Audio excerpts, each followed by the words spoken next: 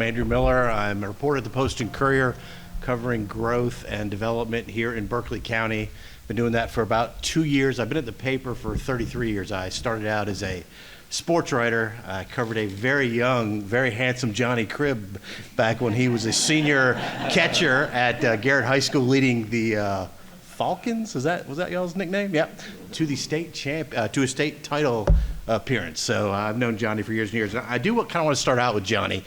And he said something really interesting to me when we were doing a story on the rapid transit that's kind of being prepared going from Highway 52 or up around Summerville down to the city of Charleston. And he talked about one thing, and I just wanted you to talk about this real briefly, Johnny. You said you didn't want to be 10, 15, 20 years, maybe even 50 years down the road. People look back at you and like, what were you thinking? And I just comment on that and how the growth and development in Berkeley County and how you're looking forward and how that process is going for you. Well, thank you. We, as you know, Berkeley County in the last census grew from 177,000 people to 229,000 people. It's about 30% growth, so that is tremendous. I believe second in the state. And no matter what crowd I'm in, if I had a bunch of developers in the room or if the room was full of residents that wanted growth to stop tomorrow, I don't change what I'm going to say about it. Growth creates tremendous challenges, and it creates a lot of opportunities. In the position I'm in, we got to try to make the most of the opportunities and mitigate the challenges the best that we can. The comment I made to you was we have a lot of development agreements in Berkeley County. In fact, most development agreements we have, we wish we could blow up and start over again. And I'm not. You learn a lot through development. I don't know that anybody knowingly put together a bad development agreement years ago, but there's a lot of things you got to look out for. So engaging the school district when there's a development is a big thing. Impact on roads is a really, really big thing. Water and sewer, and there's so many other issues you got to look into. So we're trying to make decisions that are good for us now, but we're thinking how they play out really far in the future. So a big part of the job is, what do I have to do today? Right. But if there's no time to adequately plan for the future, we end up with a constituency and a population that just stays constantly frustrated. So you got to balance what you got to do right now and how do you best plan for the future. And the bus rapid transit discussion was absolutely something as a discussion about the future.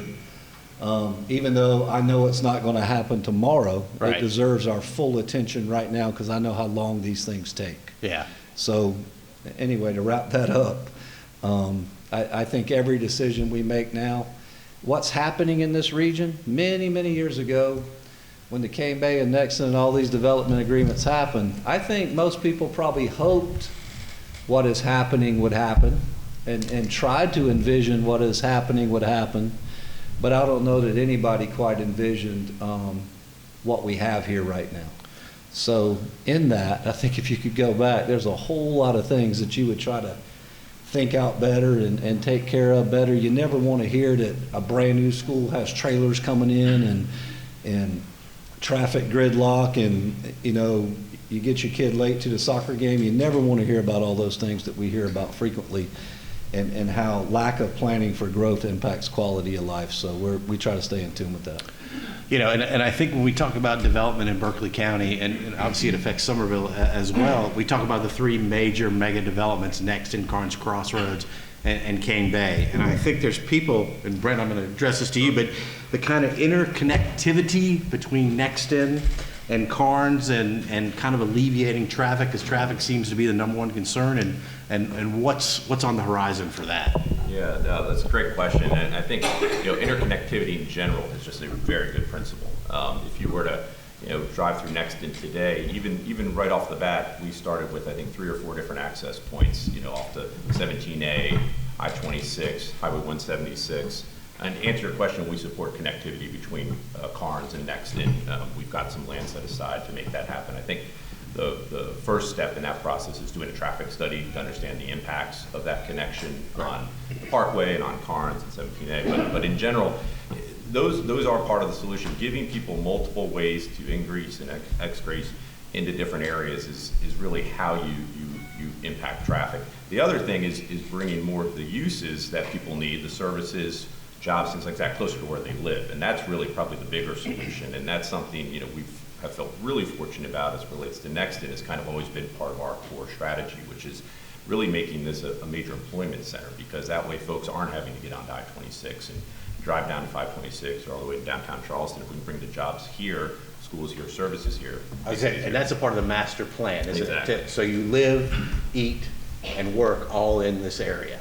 In the ideal situation, that's exactly what we're trying to achieve. And how do you do that? I mean, how do you?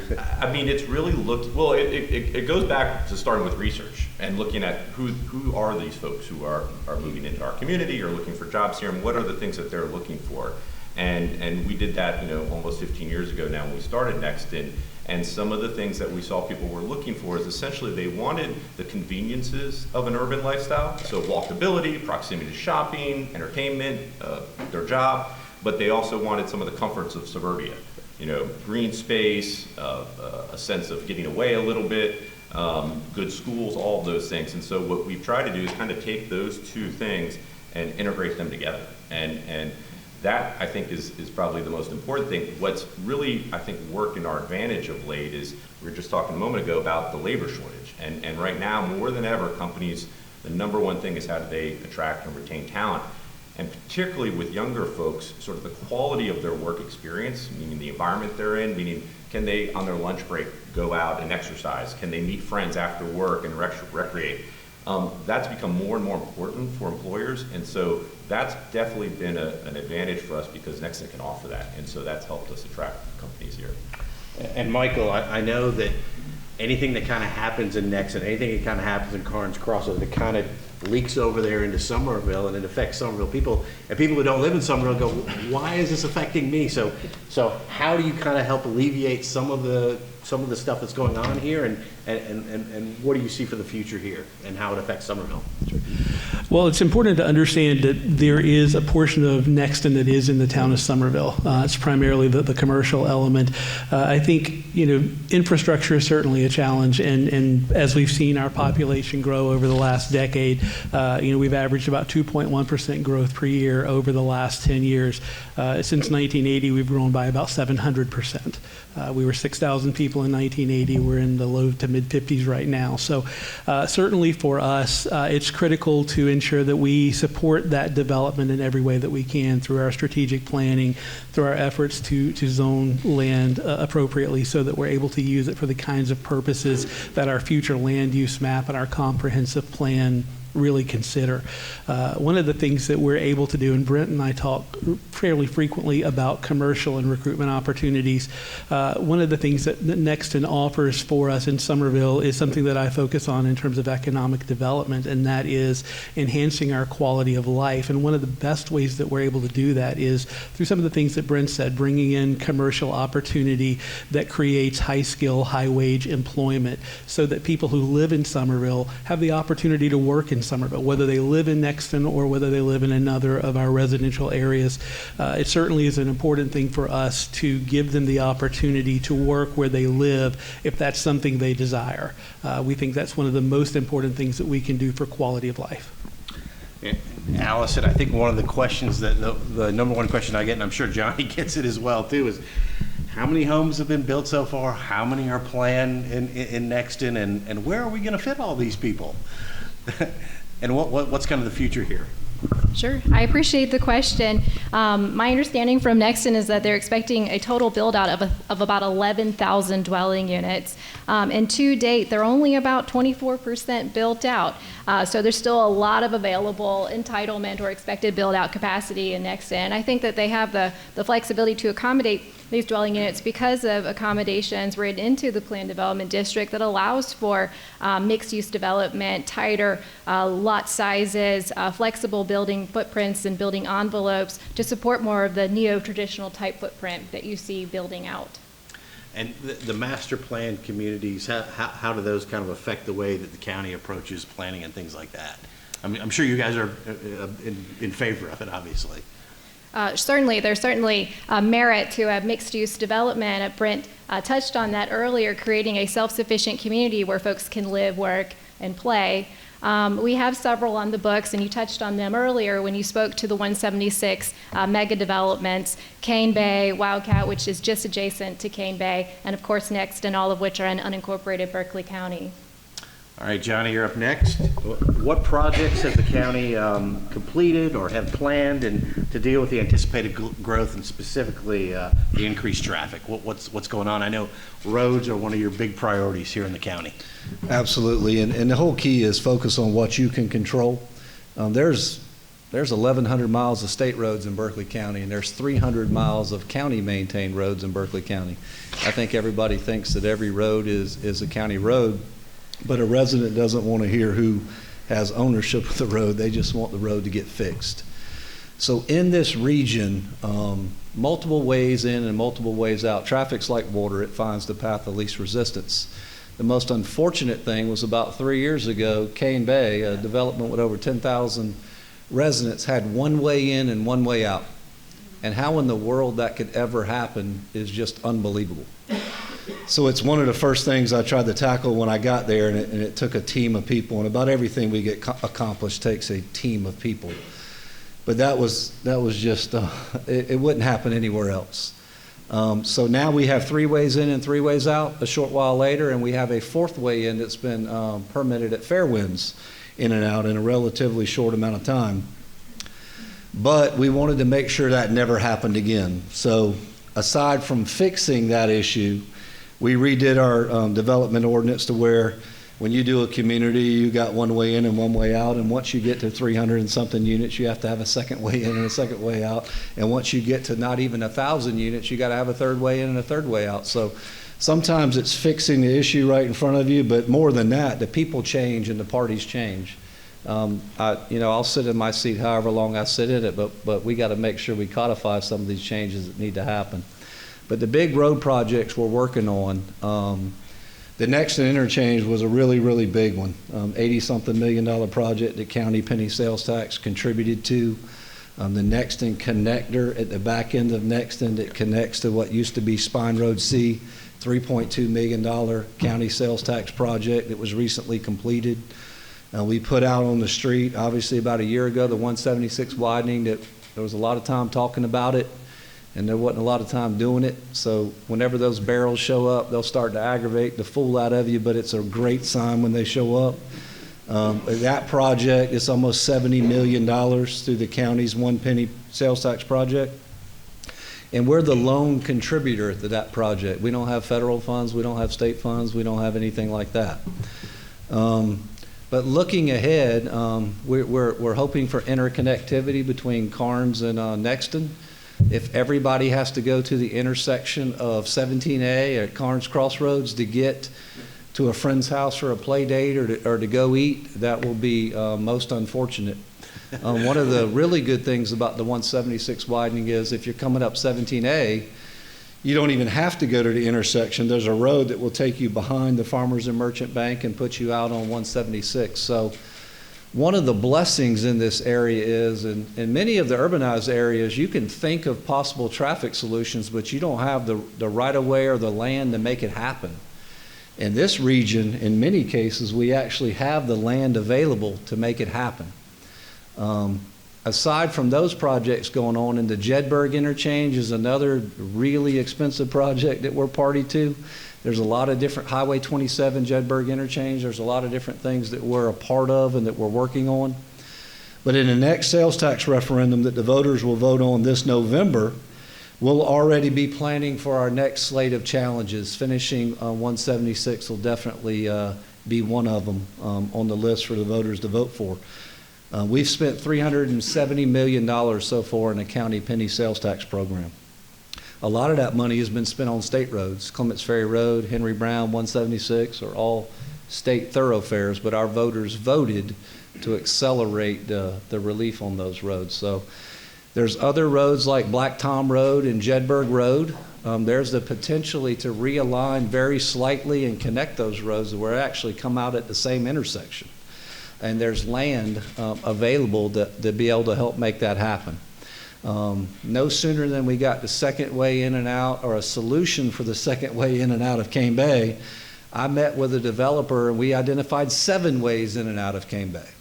So it's what you're doing right now to make it happen, pushing these building projects. 176 is critically important, and every month we meet about the status of that project, and we push the status of that project. And every now and again there's a utility relocation hang up, or there's a critical path delay, and we tackle it about as aggressively as you can tackle anything to make sure the road is not delayed. Like anything, we want it to finish ahead of schedule and under budget, and right now that's what we're trending for that project. So roads are the top 3 things that people are focused on in the county, and it's a big obligation of ours. Deon Jackson with the school district, he's a good friend of mine, and they have a lot of issues, but they got a lot of really good people over there, and if I spent my day thinking about that, I wouldn't be doing the things I'm in charge of. Yeah. DOT's doing a lot. Out on I-26, they're spending hundreds of millions of dollars. And then in this region, you said you were late today. Yeah. My guess is it's because of 526. And most people traverse 526 no matter where you live.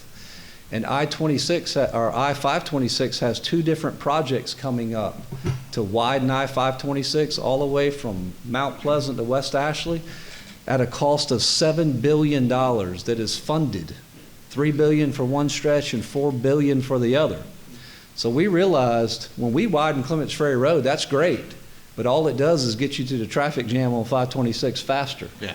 So we're pulling and rooting for the state to do what they're in charge of doing. We want to make sure that we're never a source of the delay or the gridlock. Right. But that we start every day and end every day thinking about roads. Yep. Brent, when I moved here in 1989, it was kind of like, Charleston was kind of like the nice little secret, and unfortunately, I think the secret is out. Yeah. So how do you, with all this development, kind of maintain that life, that quality of life that everybody moves here for? Yeah. And then you got the environmental issues as well. So, and how do you guys address that? Yeah, I mean, that's a great question, because, what we're talking about here today is growth is because of the quality of life. That's what it's attracting folks. And as Johnny was saying, there's a lot of good that can come from growth, but there's also some downside in it. And if you sort of don't acknowledge that, you're not being honest with yourself. I think the most important thing is to have a vision, have a plan, as a region, as a municipality, as a project, community, of what you want to be, and to be looking forward long term and planning for that long term growth. And we always kind of felt fortunate with Nexton that because of the duration of the community, we're forced to think like a municipality thinks, 25 years out. If there's a problem with roads, not immediately adjacent to Nexton, it still impacts us. If there's water or sewer issues, not immediately directly impacting Nexton, but in the region, that's impacting us. And so I think it starts with having a long-term perspective. But on the environmental side, there's a lot that we can do that seems like small steps, but actually can make a little bit of a nice difference. And the neat thing is, going kind of back to the research, the market's already moving there. Home buyers are requiring that. Businesses are asking about that. Being net zero, your ESG focuses as a company are very important these days. There's a lot of capital groups that now require this as part of projects. And so, more and more businesses are looking for these ideas to innovate. The neat thing with what we do is they're building things all over the world. So we can go look and see what folks are doing elsewhere and implement that. But one thing recently we were able to do is Nexton has 1,000 acres of protected federal wetlands. And for the most part, what typically happens is those wetlands are put under conservation easements and they're handed over to an HOA. Right. And for the most part, they sit untouched for the next, whenever. Right. What we realized was that most of our wetlands were old timber farms. So they were our loblolly pine trees that were grown for timber and weren't exactly the healthiest forests. They were what they called a monoculture. You didn't get a lot of diversity. It made the soil less absorbent of water. And so we were actually able to sit down with the Corps and work with them to come up with a policy that allows us to go in and selectively harvest some of the trees to allow for the existing pine trees to grow healthier, stronger, but it allows for more diversity to come in. Over the long term, that'll bring more wildlife in. That will enrich the soil better, which will help with stormwater management things. So those are all little things that, 1,000 acres, maybe that doesn't change the world, but if you think about all the tens of thousands of acres of protected wetlands we have in this region that are kind of in that same condition, if we were doing that across the region, that could have a major impact. That's just one example.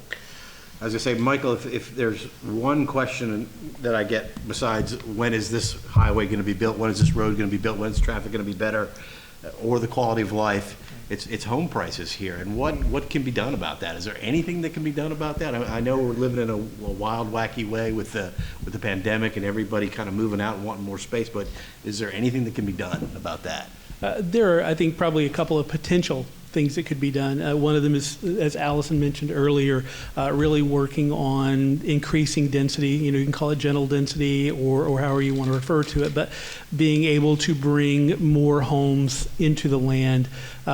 You can certainly decrease the price per home in terms of running utilities, sewer, all of the other things that you've got to do. We've looked in terms of affordable housing at a concept called missing middle housing. And it's really the idea of a lot of construction that happened pre-World War II, bungalows, duplexes, triplexes. Townhomes today sort of fill some of that role, but missing middle housing is a tremendous opportunity for us to look at affordability. And given the article in the Post and Courier this morning about Charleston County being 19th out of 26 in terms of home prices, it does become essential for us in the outlying areas, whether that's the town, whether that's the counties, to do the things that we can to promote housing affordability. When we look at how much of the Charleston region's economy is dependent on service sector employment, food and beverage, tourism, things of that nature, it's critical that we're able to find places for folks who work in those sectors to live, because at some point the cost-benefit calculation for them living a certain distance away from the peninsula or from wherever their job is in the Tri-County area, it starts to make less and less sense for them to do that. And we certainly want to see the region's service sector, food and beverage, tourism continue to be robust. So it really is essential that we find some solutions. Missing middle housing is certainly one of them. And that's more of a gentle density approach, but multifamily is also going to be a critical element.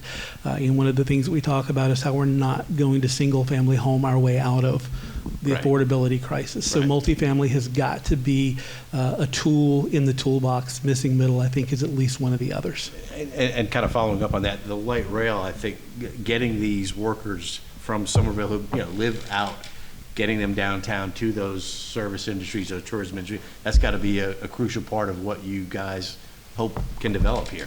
It certainly is essential. I think when we look at the bus rapid transit program that the COG is working on putting together, one of the areas that we have a strong interest in is finding a way to extend kind of the northern terminus from the fairgrounds into downtown Summerville. So we're looking at ways to identify funds to invest to help make that happen. We're looking at ways to demonstrate the demand. We sort of intuitively know it's there. It's kind of an instinctive thing, but we don't necessarily have the data that will substantiate that yet. So finding ways to demonstrate the need and the ridership, finding ways to fund the extension into a northern terminus that's somewhere in downtown or midtown Summerville perhaps, to be able to give people access. Well, Alison, another question that I get all the time is when people are planning these developments, do they plan for the schools that have to go up around them? And how does that process work? And then how do you determine all that stuff? Well, as Mr. Cribb mentioned earlier, a lot of these master developments have been on the books for a really long time, going back to the mid-2000s. So I can't comment on what level of collaboration took place between the county and the school district at that time. But I will say that these master plan developments do accommodate school sites, so we know that there are schools in them. So I'd like to think that there was some collaboration and partnership between the county, the developer, and of course the school district. But I will say moving forward, and based on the lessons learned from some of these master planned communities, the school district has a seat at the table anytime we're negotiating a plan development with the developer. So is there some formula like X amount of students will be in for these amount of homes, or how does that process go? Yes, the school district has a consultant that prepares those metrics. Okay, and what are they? I'm just out of curiosity. Oh, I am not privy enough to speak to that with any level of intelligence, but they do have a quantitative basis for coming up with their needs. I can speak Go ahead. on behalf Yeah. of Nexton. Yeah. So what we've done in the past is you sit down with the school district and essentially show them your development plans Right. for your absorption, and then they come back and say, okay, based on this, here's what we think we'll need. In our case, our development agreement, I think, required us to set aside 100 acres for Right. schools. And at the time, and it's been in place, the thought was, well, probably 2 elementary schools and a middle school at one point. So they kind of give you that direction, and then we, as the community developer, basically factor that into our master planning process. Okay. Johnny, I know you've lived here basically your whole life. And when you see the changes that are happening around you every day, you talk about roads and everything, but how do you wrap your head around everything that's happening here and how quickly the growth has happened? Has it surprised you? It had to have surprised, because it surprised me, and I've been here 33 years. I mean, I love the region. I've traveled all over the country, and I'm always glad to get back home. So I love this area. It doesn't surprise me that other people love this area. But I've been here long enough to remember the base closing and what that did to the region and what anxiety that created. That was the birth of the Charleston Redevelopment Alliance, or Regional Development Alliance, which is, instead of licking their wounds and people were out of jobs and the local economy really took a big hit, folks started getting mobilized, and then all of a sudden in Charleston, some big companies locate here. Nucor Steel and Boeing and Volvo and Google, when you start to name some of these big companies. And once that happens, people from all over the country and people all over the world are looking in this region going, what is going on? Last year there was $5.7 billion statewide in economic development in the state of South Carolina. It was up 40% from the year before, and it was the biggest year in a decade. Berkeley County was $918 million of that. 564 new jobs. The average wage in our county is about $21 an hour, and these jobs were close to $28 an hour. And the saying is, homes are where jobs go to sleep. So when these jobs come here, people need homes. Anyone that wants you to stop building homes hasn't fully thought out the ramifications of what would happen if you stopped building homes. Because the same people that would scream affordable housing would find out a housing became a whole lot less affordable as soon as you stop building homes. Yeah. So it's a comprehensive look. But you have to if you put houses where jobs are, and doctor's office and CPA offices and a place to go get ice cream, what's been created within Nexton, if that is created within this region, will succeed. If someone has to get in their car that lives in this area to drive to a job at Bushy Park because there's no jobs at Camp Hall, for example, we'll never be able to widen the roads wide enough. Yeah. So we're trying to be strategic about where those job centers are and what's being developed around it. But to answer your question, I'm not surprised at all. Berkeley County, we're 1 out of 46 counties. That makes us 2.2% of the counties. But last year alone, we had over 16% of the economic development. Since the year 2015, we've had $4.9 billion in economic development in Berkeley County. That's 12,000 jobs since the year 2015.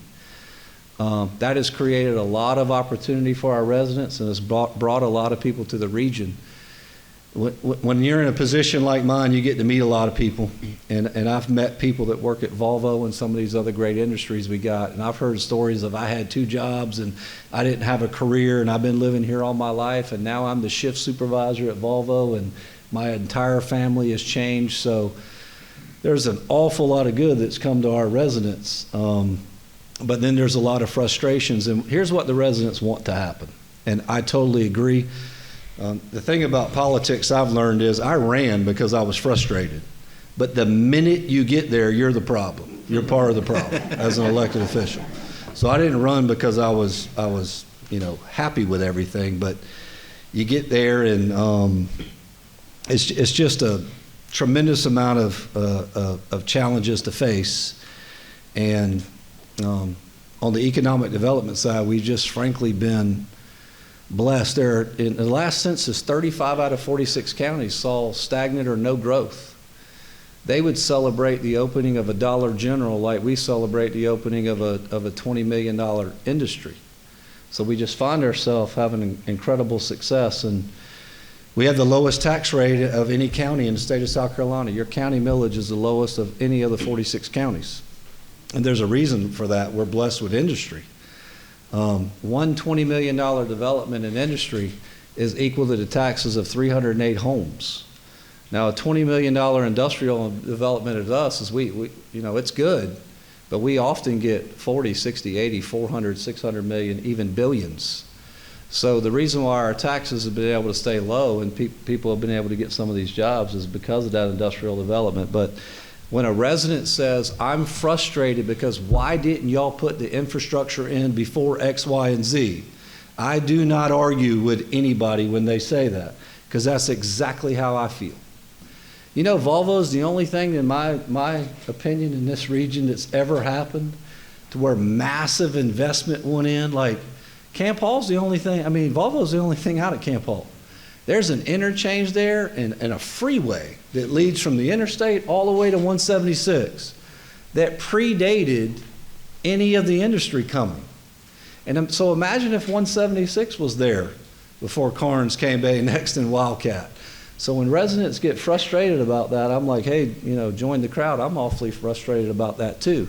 Sometimes it's a revenue matter and you can't in Nexton, Mr. Gibadlo can't go in and install every stoplight right away, whether they're warranted or not. Heck, DOT won't even let you do that. Right. But when folks get frustrated big time when infrastructure isn't in place, and to speak real quickly of the schools, Cane Bay, they got land for one elementary, one middle, and one high. Who thought that there was only going to be a need for one elementary, one middle, and one high school in a development of that size? Yeah. Now, thank goodness we have a charter school over there now, and the school district's being a lot more strategic about, instead of just taking free land anywhere they might get it, they need land where they need it, and they need good land, not the lowest piece of land on the site, where the muck and fill cost so much they could have bought a piece of land somewhere else. So these are all things that we look at, lessons we got to learn. Yep. Well, I'm sure y'all are tired of hearing me ask questions. Let's open it up to the general public here, you guys, and if you got some questions, just fire away. Ooh, we need a mic.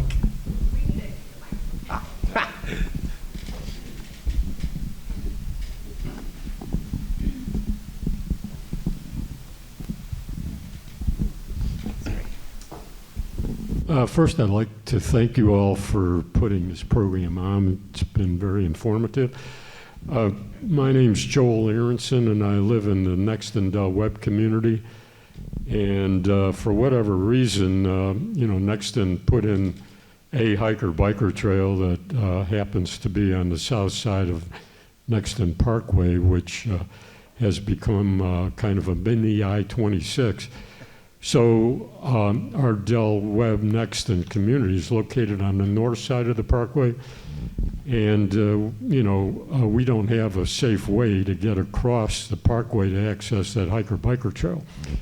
However, a number of us living in the Nexton Del Webb community, have lobbied both the county and the developer to both, expedite getting the traffic signal installed at Brighton Park Boulevard, and also to give our community a hiker-biker trail from our entrance on the north side of the parkway over to that traffic signal. As I understand it, talking to Brent, they're in the process of engineering that trail now, and hope to get a permit request, I think, over to the county within the next 40 days or so. So what I'd like to do here is ask the Berkeley County for a commitment to expedite getting approval of that engineering work so that the developer can start getting involved with installing that hiker-biker trail as soon as possible so that our residents have a safe way to get across the parkway. So is the county committed to trying to expedite that approval? Yes, sir. Thank you very much.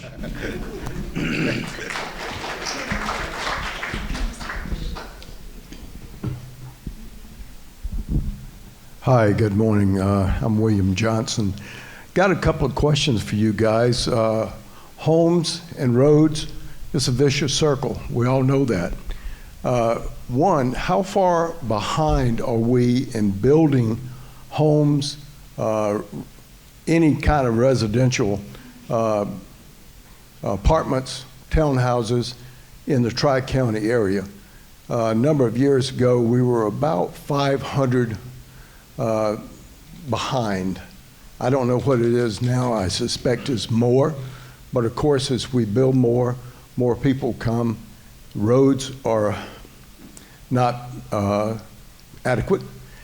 And that's the other question about the Nexton traffic study that was done years ago. Have we had to modify that?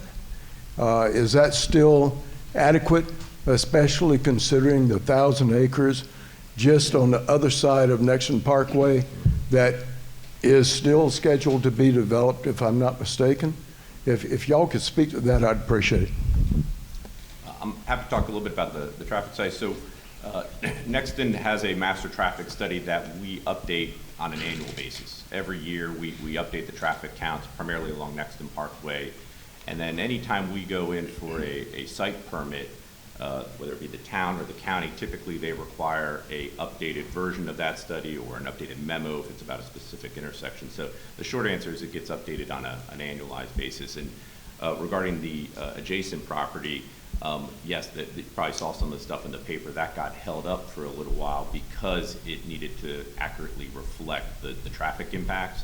And so while it was indirectly involved, I know they had to do an updated traffic study that incorporated that project. I think that's why the number of residential units came down quite significantly and the amount of commercial came down, because it was determined there was not enough traffic capacity at the interchange to handle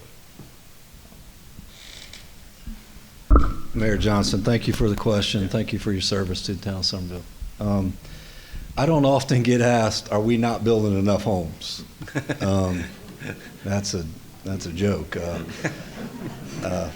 And I have a lot of friends that are in the development business, and I have 230,000 bosses. They scream the same message. Why are we building so many so fast? One builder CO'd 150 homes in one neighborhood last month. So the narrative for us isn't we're not building enough homes. In fact, we're carrying a large part of the home burden in the low country area, the Tri-County area. I learned a little while back that Boeing's in Charleston County and over 50% of their employees live in Berkeley County. And they're coming to Karnes, Cane Bay, and Nexton. So I don't often hear that, but in the realtor world, they do a lot of studies and stuff, and I see studies and how that impacts home affordability and home pricing. But right now we have inflation that's hitting that really hard, and availability of goods for them to build the homes. But they've been doing a heck of a job with it because we're breaking records every month. So there might be a lot of ships offshore, but we're COing a lot of houses every month. But when interest rates rise, sometimes things slow down a little bit, and maybe we don't build as many. But right now, schools and roads are lagging so far behind. I certainly don't feel like we're not building enough. Is there enough affordable housing out there? Absolutely not. And I've had specific and detailed conversations with people I know that are in the building world and go, how can we, if there's a new development agreement, how can we achieve this much affordable housing? I have two kids that have both chosen public service, one in the military and one to be a special needs teacher, and I wonder, where will they be able to afford to buy and where will they live? So it hits home. There's a lot of regulations from stormwater to how you got to build things that drive up the cost. And now the cost of goods have gone way up. So we absolutely have to address, and there is not a solution anywhere around right now. It's going to take a big effort, but we got to address affordable housing. I've talked to people that feel like they've had to move out to the rural area, further out than they would like to. And then they tell me about the increased drive to get their kid to school, or all the traffic patterns they have to do and how much that costs them each year.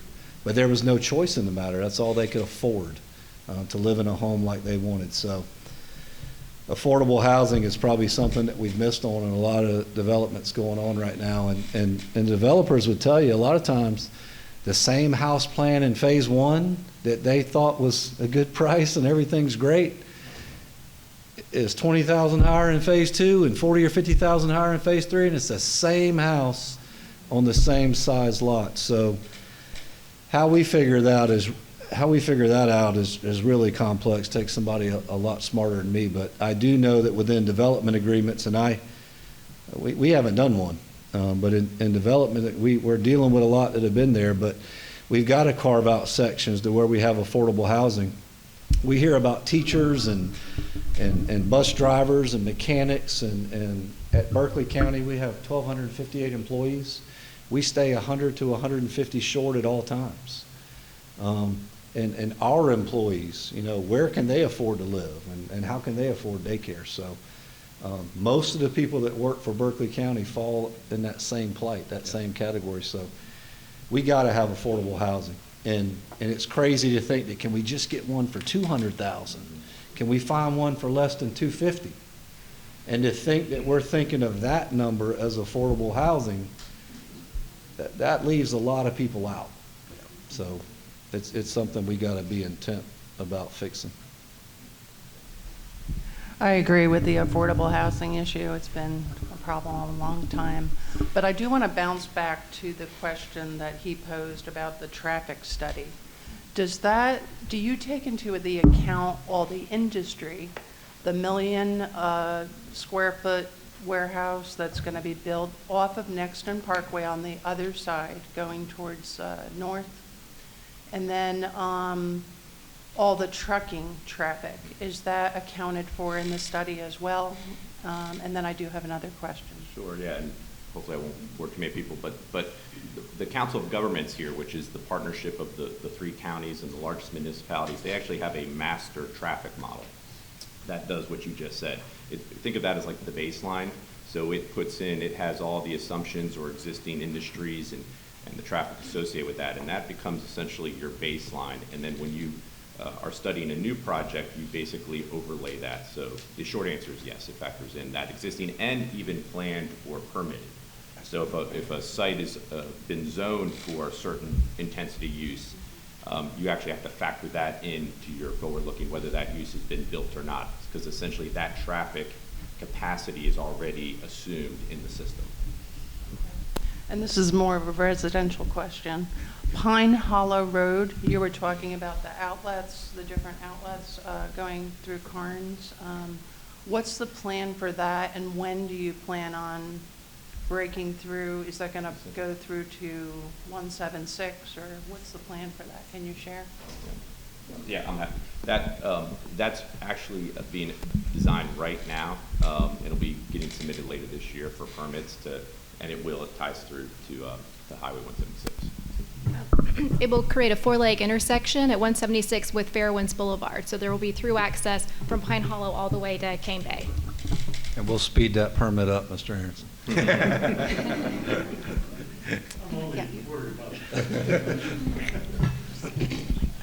Hey, my name's Leilani Makula, and I live at Scotts Mill, Highway 78, literally 5 minutes from Nexton. Saw it grow up. We've got, I've been there since 2003 with my family. My question is, yes, it's been a great advantage because we are literally 5 minutes off the interstate to get to where we need to go, and we can go backtrack into Target and everywhere. That's awesome for us. But the thing is, here, around 2 o'clock in the afternoon, the intersection of Highway 78 and is it North Maple get backed up because of the Dorchester County schools, plus the other West Richardson area. So my question is, as a Dorchester County person here that lives in that county, how are you working with Dorchester County? How are you working with the school districts to help us that surround Nexton, Cane Bay, and Carnes Crossroads? I'll jump in on that just a little bit. It won't be a perfect solution, but we are working right now to actually 4-lane North Maple all the way from Old Dairy Road to a new intersection with Parsons Road further south. So that will alleviate at least some of that traffic. And I've driven that intersection between 2 o'clock and 6 o'clock, and I know exactly what you're talking about. If you're coming north on North Maple, as if you're headed towards 78 and you get behind somebody who needs to make a left-hand turn, it can be several cycles before you make it through, and that's frustrating for all of us. The hope is that by making North Maple 4-lane will alleviate some of that traffic jam. Well, it'll also support some of the development that's getting ready to happen between 78 and the intersection with 26. Just want to take any questions from this side of the room, anyone, and then I'll circle back to this side. Got 2 more questions. All right, this side's good. Who's my next person? Hi, I'm Catherine. I live in Garnes Crossroads. I've been very impressed with the health care provided by Berkeley Roper, but I haven't heard anything. If schools are going in and more schools and more people, don't we need more hospital beds? Or is everybody going to be on those nice walking trails and they're going to be so healthy we don't need health care? I'll speak to that a little bit. Earlier I was saying growth brings opportunities and challenges. There's a lot of folks that have lived out this way for a long time. They were pretty far from a hospital. So Roper being here is a big, big thing. MUSC with plans to locate out here is a big, big thing. So, and even an urgent care facility out front that we came to that was opened up a little while back was a big thing. So going from no hospitals to one on the ground to a second one being planned, both very good healthcare providers, too, that are highly sought after, and an urgent care facility. This growth has brought that out here. So that's one of the byproducts. And listen, the county, I say, you got to focus on what you're in charge of. We're in charge of the EMS service. And let me tell you, we used to pick up folks out here and have to drive them a long way to a hospital. And we don't know when the next call's coming. And the next call might come 20 minutes later while we're en route to that hospital. The fact that we can now run an urgent care call, get someone to Roper Hospital, drop them off, and be back in our zone quickly is a big, big help. There would be no, people ask me all the time, when are we going to get a grocery store? When are we going to get a hospital? And the answer is when those people decide they're coming. Nobody's going to tell a hospital when, or a grocery store when to locate, or a hospital when and where to locate. They determine those things on their own, but it's definitely some really good news already here and some really good news coming for health care in this area. And it needs to be, because there's an awful lot of rooftops. And think about it. The roads, you can go to MUSC here instead of driving downtown. You can go to Roper here instead of driving downtown. So how many cars is that pulled off I-26? So it helps in so many different ways when you think about it. I do understand, because I remember when Berkeley County EMS was all voluntary. And getting anybody anywhere is almost impossible. And last question. Mine's really quick. Thank you all for your time. Really appreciate it. I just want to touch on or ask one question about bike lanes. We talk about healthy. We talk about getting out on the roads. Obviously, safety of bikers is something that I guess Berkeley County and the whole Tri-County area needs to be more involved with. And obviously, I've been here for a while, and I do love the fact on Sigma Drive and a little bit on Nexton Parkway. But with the widening of 176, will there be bike lanes, and will there be more bike lanes whenever we're going to be widening maybe Nexton Parkway in the future, things like that. But thank you for your time. There's wide shoulders on each side of 176, and there's also pedestrian paths on each side of 176. And they're concrete, not asphalt. They're more expensive, they'll last longer, but there's access on both sides. It's a 5-lane road, and somebody having to cross from here to get to the other side to the one path was definitely, that was public input we got back big time during the public meeting processes prior to the final design. And as far as Nexton Parkway goes, As you probably know, when we did our master plan, we identified which roads were appropriate for bike lanes, Sigma and Brighton Park Boulevard being kind of good examples. The amount of traffic on Nexton Parkway really made it more advantageous to have the multi-purpose trail. So that's why the multi-purpose trail. I will say one challenge, but I think it's a good challenge that, talk about unexpected, was the popularity of golf carts. And I think, as simple as that sounds, as a region, we have researched thoroughly different policies about golf carts. Now, obviously, there are certain rules about what's on roads, what's not on roads, but when you start getting golf carts, walkers, and bikers all on trails, yep, that can be pretty dangerous. So what we've come up with is kind of a golf cart master plan, and identified sort of those key connection points where the trail is going to be widened to more safely accommodate golf carts. And so that's just something as a region I think we'll have to think about, which all in all is a good thing, right? That's fewer cars, that's people, not having to use fossil fuels as much and things like that. So it's not a bad thing, but it is a new wrinkle. With downtown Nexton, are they going to be putting, or maybe in Nexton Square, are they going to be putting any golf cart parking spots to alleviate? Yeah. Obviously, some parking spots that are used. I don't know off the top of my head about downtown Nexton. I can tell you we're starting to factor those into commercial areas and amenity areas, and encouraging golf carts, because again, they use less parking. I want to thank our